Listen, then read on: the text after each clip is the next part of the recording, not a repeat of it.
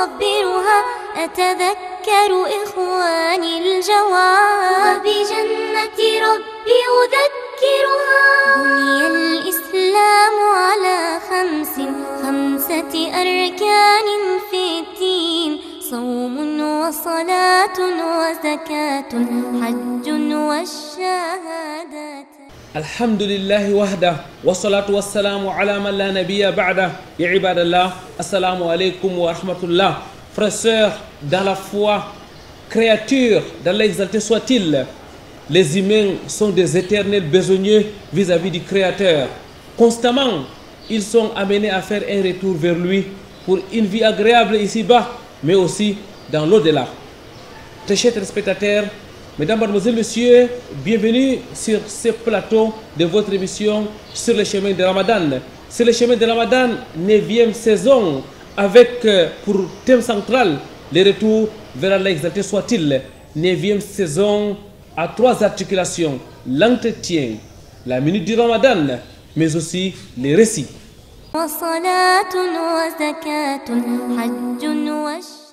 رب اشرح لي صدري ويسر لي امري واحلل عقدة من لساني يفقهوا قولي. اللهم لا علم لنا الا ما علمتنا انك انت العليم الحكيم. رب زدني علما.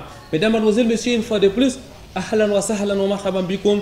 Bienvenue sur ce plateau de la 9e saison de votre émission Sur le chemin de Ramadan. Émission réalisée depuis la mosquée Ar-Rawda.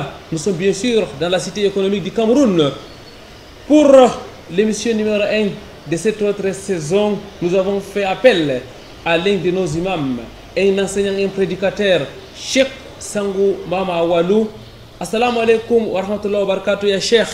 Alaykoum salam wa rahmatullahi wa barakatuh. Qu'Allah vous récompense, Cheikh Sangou Mama Walou, d'avoir accepté notre invitation. Nous rappelons que vous êtes membre du comité des oulémas de l'émission Vitrine de l'Islam. Vous êtes l'imam principal de la mosquée Omar Farouk, c'est ici à Douala. Cheikh Sangou Mama Walou, avant véritablement d'entrer dans le vif du sujet, nous allons donc introduire notre première rubrique. Nous allons accueillir les frères Abdurrahman Boubakari. C'est dans la minute du Ramadan.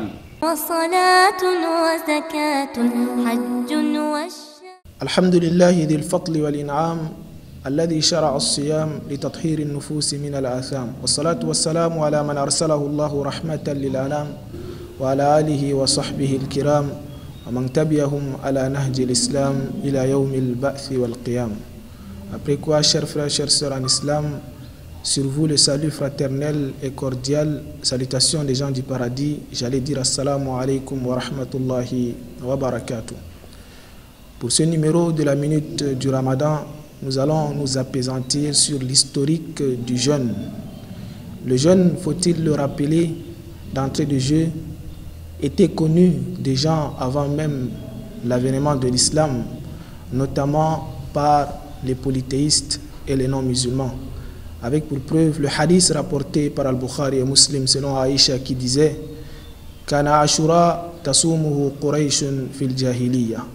Le jour de Ashura, notamment qui est le 10e jour du mois de Muharram, était connu et gêné même par les Qurayshites à l'époque pré-islamique.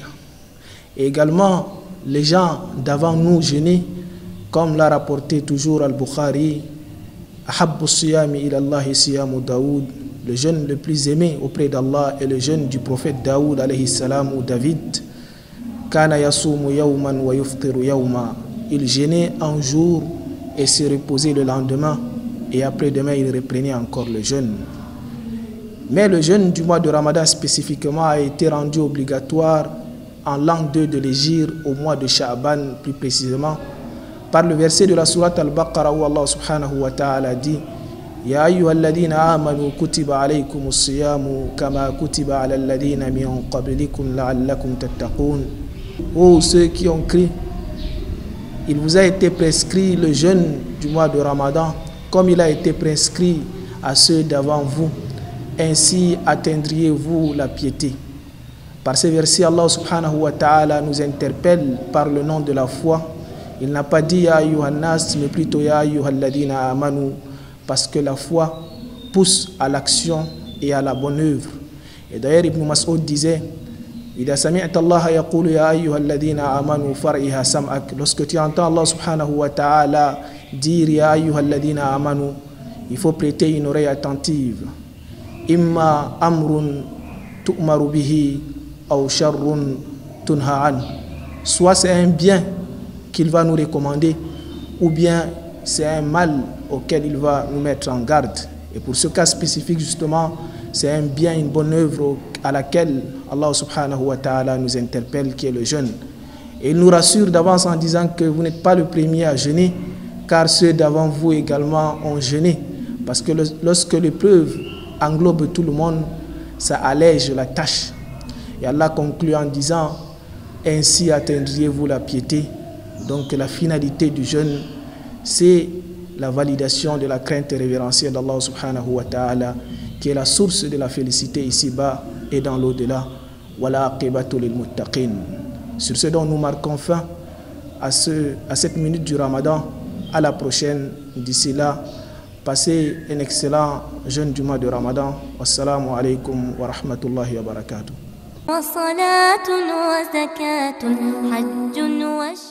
Pureté et gloire, Allah exalté soit-il, Allah qui nous a accordé les mois bénis de Ramadan pour atteindre la piété, la'allakum tattaqoun. Cheikh Sangouma Mawalou, aujourd'hui nous allons parler du retour vers Allah, exalté soit-il. Cheikh, on entend parler aujourd'hui constamment du retour vers Allah. Qu'est-ce qu'on doit y comprendre? Alhamdulillah, wa salatu wa salam ala rasulillah. وعلى آله وصحبه ومن تبعهم بإحسان إلى يوم الدين وسلم تسليما. أما بعد فأحييكم بتحية إسلامية. السلام عليكم ورحمة الله وبركاته. Toute la louange appartient à Allah subhanahu wa ta'ala et paix et bénédiction d'Allah sur le noble du messager. Nous remercions beaucoup Allah et ensuite nous remercions vitrine de l'islam de nous avoir renouvelé une fois de plus sa confiance. Pour répondre à cette question, le retour vers Allah subhanahu wa ta'ala, ça consiste tout simplement à abandonner le péché. À abandonner le péché et d'être du côté de son Seigneur Allah subhanahu wa ta'ala en œuvrant dans le bien, dans ce dont Allah subhanahu wa ta'ala a voulu pour nous dans sa noble religion, l'islam.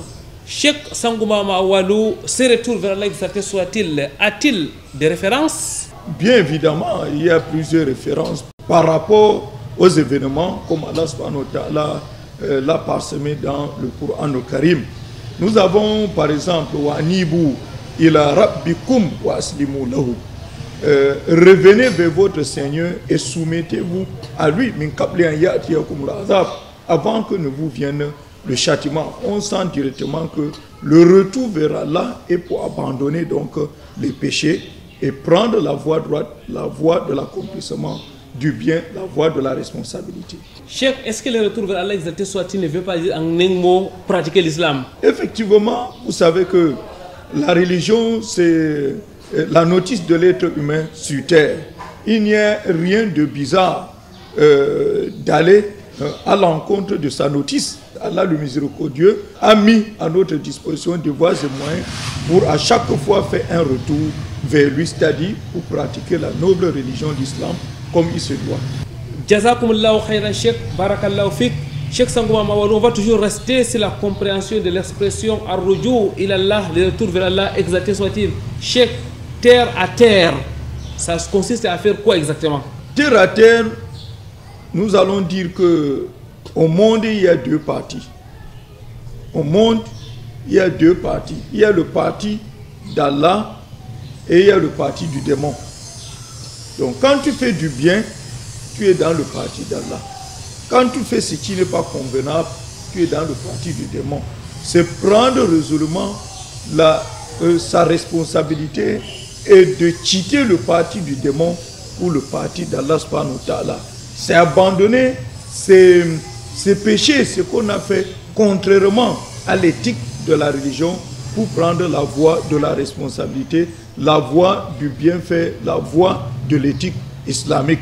C'est en quelque sorte le fait de prendre conscience de ces méfaits et de savoir que le Seigneur Allah qui t'a créé, il est au-dessus de toi et toutes tes œuvres sont comptabilisées. Pire, et de rencontrer son Seigneur qui t'a déployé tout le bien sur terre afin que tu vives bien autant pour moi. Tu le rencontres avec un tas de péchés. Même un moindre grand péché, ce serait grave. Au clair, ça veut dire qu'il faut cesser de mentir, il faut cesser de prendre de l'alcool, il faut cesser la fornication, c'est cela, Cheikh? Effectivement, tous les grands péchés à leur tête, le shirk, le polythéisme, l'associationnisme, le fait de se référer aux charlatans, aux voyants, aux diseurs de futur, on les abandonne. On abandonne aussi les grands péchés tels la fornication, le mensonge que vous avez dit, la corruption, ne l'oublions pas. La corruption, on peut résumer le fait de violer le droit de l'autre, le fait de violer son droit même, parce que ta personne ne t'appartient pas, ta personne appartient à Allah subhanahu wa ta'ala.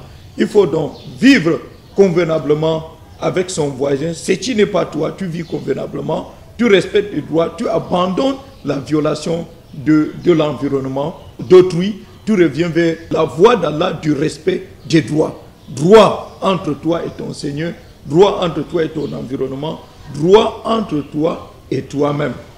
L'abandon des péchés, mais aussi l'accomplissement des bonnes œuvres, le tawhid en tête, Cheikh.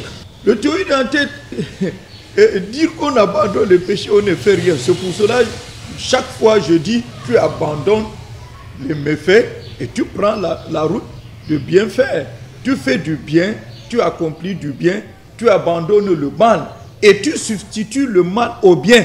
C'est-à-dire, là où tu faisais mal, tu remplaces ce mal par du bien. Ce que tu as fait un retour vers Allah. Le retour vers Allah, tu abandonnes les démons avec toutes ces prédications, avec tout ce qu'il a comme du mal, tu prends alors la voie d'Allah qui est la voie du bien, la voie du tawhid, la voie du monothéisme, la voie de la confiance totale en Allah subhanahu wa ta'ala, la voie de la sincérité, la voie de la stabilité, la voie de la responsabilité. Qu'Allah vous illumine davantage, Cheikh Sangouma Mawalou. Mesdames, Mademoiselles, Messieurs, nous allons prendre notre deuxième rubrique.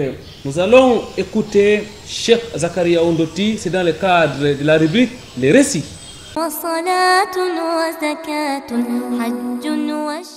Bismillah wa salatu wa salamu ala Muhammadin wa ala alihi wa sahbihi wa man sara ala darbi ila middin wa ba'd. Qala Rasulullahi sallallahu alayhi wa sallam, innamal a'malu bin niyat. Cet hadith est rapporté d'imam Bukhari, cet imam qu'on entend beaucoup parler de lui, cet imam qui est célèbre, rarement de trouver un livre qui n'a jamais été mentionné, Rawahul Bukhari. Et alors, qui est ce grand imam al-Bukhari? Quel est son parcours, sa naissance? Qu'est-ce que les ulama ont dit de lui? Quel est l'héritage qu'il nous a laissé? Donc, Inch'Allah, nous allons parcourir sa biographie, Imam al-Bukhari, rahimahullah. Imam al-Bukhari est connu au nom de Abu Abdullah. Lorsque Imam al-Nawawi a rapporté son tout premier hadith dans les quarantaines, il a dit Rawahu Abu Abdullah Muhammad bin Ibrahim bin Ismail bin Mughira bin Bardizba al-Bukhari al-Ju'fi. Donc il s'appelle Imam al-Bukhari. Il est né à Bukhara. Bukhara, c'est sa ville natale qui est plus connue à nos jours, le pays Ouzbékistan. C'est là où Imam al-Bukhari est né. Il est né en 94 de l'Égypte qui correspond à 810 de l'ère grégorien. Imam al-Bukhari est d'un père, son père était un savant, d'où les ulama disent son père a été l'un des élèves d'Imam Malik, il a rapporté même d'Imam Malik, ainsi que de Hamad ibn Zayd, c'est un grand savant. Imam al-Zahabi dans Siyar al-Alam Nubala dit Aslam al-Mughira ala yadi al-Yaman al-Ju'fi. L'arrière-grand-père de Bukhari, c'est lui qui s'est converti, qui s'est islamisé sur la main du gouverneur de Bukhara. Et le grand-père de Bukhari, c'est lui la première personne dans la famille qui s'est lancée dans l'apprentissage de la science, lui Ismaïl.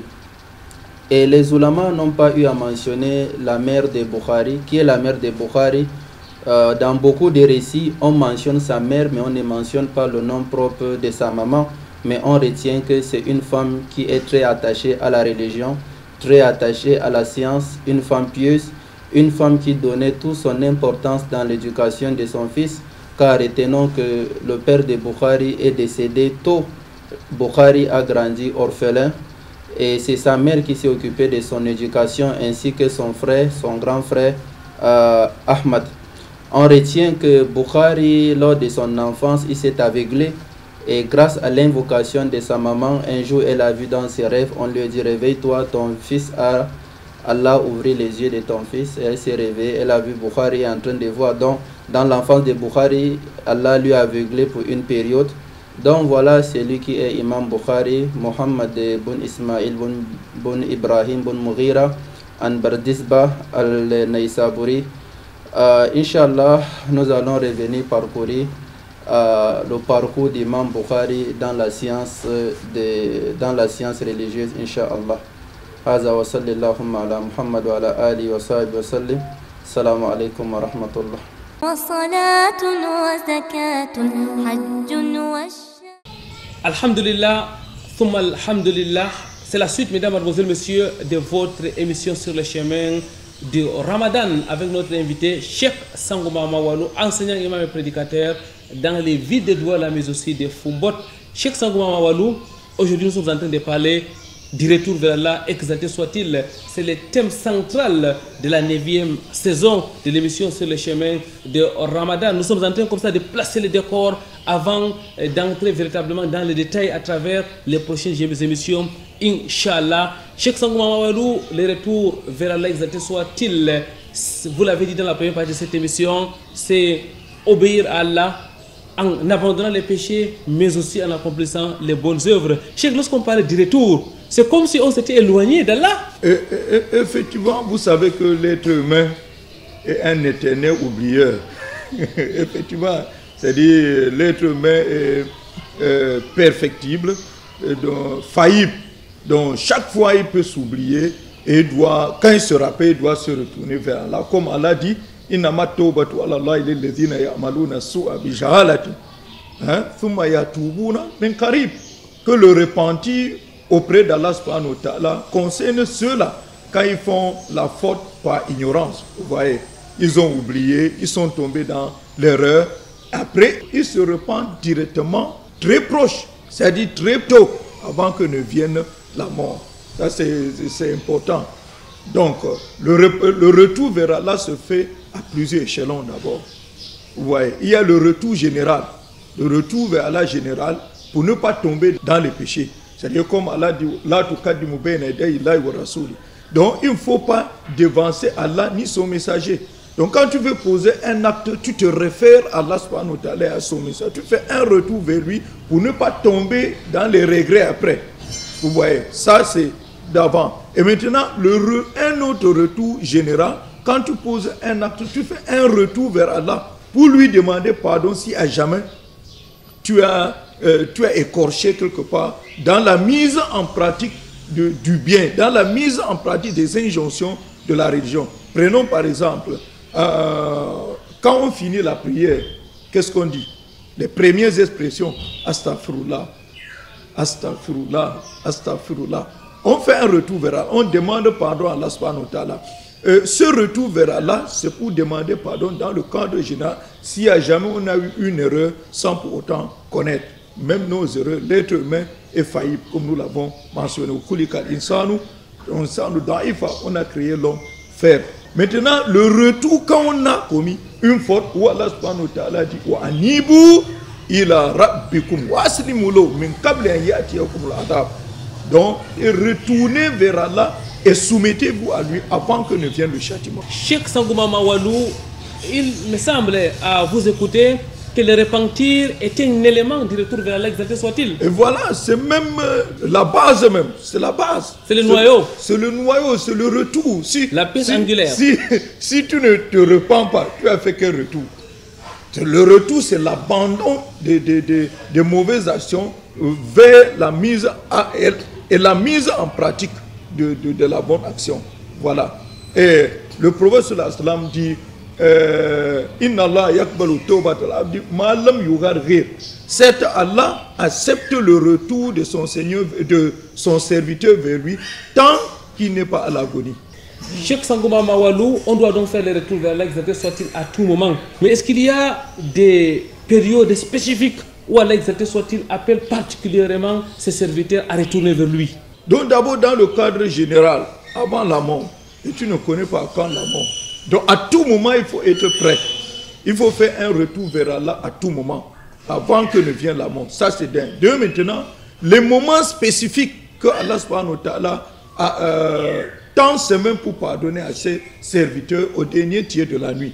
Parce qu'il dit Al min muznibin yastaghfir fastaghfiru lahu. Est-ce qu'il y a quelqu'un qui fait le péché pour que je lui pardonne ses péchés?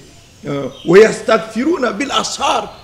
Et Allah dit que les serviteurs, ses vrais serviteurs, font le retour vers lui, le repentir au moment de ashar, avant l'aube, au dernier tiers de la nuit. C'est aussi dans le cadre quand tu as fait véritablement le péché. Ouais, quand tu as fait véritablement le péché, concrètement, tu fais quoi? Tu te repens mieux là, dans les caractéristiques des bienfaisants.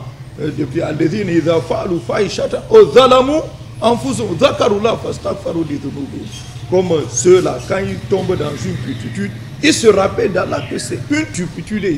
Ici, là, ils font le retour vers Allah, ils abandonnent la turpitude et ils prennent le chemin du respect des injonctions de son Seigneur. Il faut donc retourner vers Allah, exalté soit-il, à chaque fois qu'on fait un péché. Cheikh Sangouma Mawalou, vous avez tout au long de cette émission abordé la question du comment. Mais je voudrais vous reposer la même question d'une manière brève et générale. Comment doit-on retourner vers Allah, exalté soit-il? D'abord, il faut être sincère dans le retour vers Allah. Ça, c'est la première des choses. C'est quoi la sincérité? La sincérité, c'est de le faire parce que c'est Allah qui te demande. Il ne faut pas le faire parce qu'un médecin t'a dit, si tu fumes encore un autre bâton, tu tombes en syncope. Tu dis, même Dieu a même interdit. Je me retourne vers lui, je ne fume plus. Ou bien on t'a montré les dégâts de la fornication et tu te retournes vers lui. Ou bien on t'a donné les dégâts physiologiques de l'alcool et tu te retournes à cause de ça. Tu ne te retournes pas parce que Allah t'a interdit le mensonge, t'a interdit la corruption, t'a interdit tel péché. Tu dois donc retourner véritablement en estimant que ton Seigneur a refusé tel. Je l'abandonne pour lui et pour lui c'est en cherchant sa récompense. La sincérité, quoi d'autre? Et maintenant prendre la résolution. On regrette de ses actes. Contrairement à ceux quand ils n'ont plus la possibilité de faire certaines bêtises. Et ils ne regrettent pas, ils disent, ouais, si vous savez quand on faisait tel. Non, on doit regretter ces péchés. On regrette d'avoir posé ces actes maléfiques. Ces actes maléfiques. Et on prend la résolution de ne plus jamais y revenir. C'est-à-dire revenir dans le camp du démon par rapport à ce péché. Et trois, maintenant, on remet tous les droits, on repart les droits. Les droits qu'on a violés, on repart. Et en cinquième maintenant, on demande le pardon à Allah subhanahu wa ta'ala. C'est-à-dire quoi exactement? Demander le pardon. Astaghfirullah. Oui, astaghfirullah. Tu sais, on a déjà tout fini. Il reste maintenant à dire à Allah que pardonne-moi, mon Seigneur. Jazakumullahu khairan Cheikh, barakallahu fik. Mesdames, mademoiselles, messieurs, nous arrivons pratiquement à la fin de cette émission. Nous n'allons pas prendre les mots de fin de notre invité parce que nous les recevrons, Inch'Allah, lors de la prochaine édition pour continuer à parler encore et encore du retour vers Allah, exalté soit-il. C'est donc tout pour la première émission de la 9e saison de votre émission sur le chemin de Ramadan. Émission réalisée depuis la mosquée Ar-Raouda avec la participation technique de notre technicien, le frère Ousmane, et du grand réalisateur, M. Calvin Tekam. Nous allons donc vous donner rendez-vous dans une autre édition, Inch'Allah. D'ici là, wa'tasimu bihablillahi jami'an wa la tafarraqu. Cramponnez-vous sur le câble d'Allah et ne vous divisez point. Subhanakallahumma wa bihamdik. Nashhadu an la ilaha illa anta nastaghfiruka wa natubu ilayk. Assalamu alaikum wa rahmatullahi wa barakatuh. Allahu akbar, Allah.